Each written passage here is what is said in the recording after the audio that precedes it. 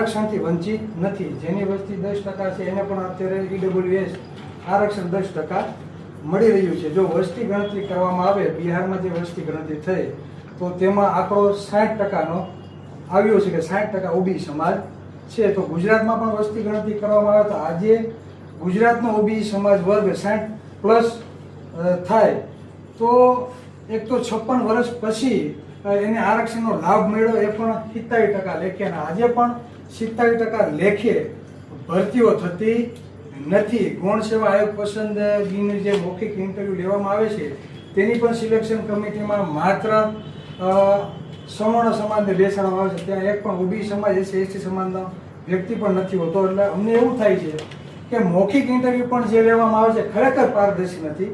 તો ખરેખર મૌખિક ઇન્ટરવ્યૂ પણ રદ કરી નાખો, કા સિલેક્શન કમિટીમાં બધાને ભાગીદારી મળે એ રીતે કમિટી તમે બેસાડો. કેમ કે લેખિતમાં સારા માર્ક આવ્યા હોવા છતાં મૌખિકમાં કાઢી મૂકવામાં આવે છે. બરાબર, આવું અમને શંકા અને જ્ઞાતિવાદ દેખાય છે.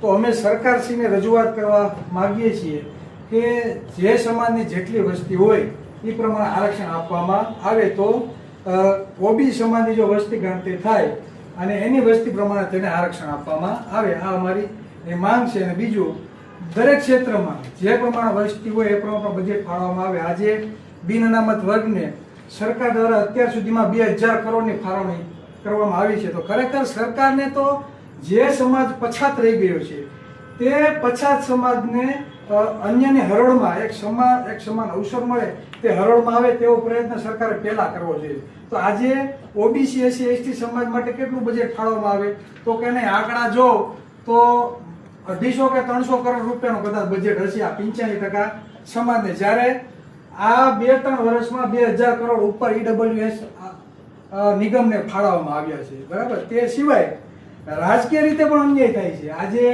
જેમના મત નથી એ માત્ર મુખ્યમંત્રી બનીએ, ગૃહમંત્રી બનીએ, ઉપમુખ્યમંત્રી, સારા ખાતા એને આપવામાં આવે છે.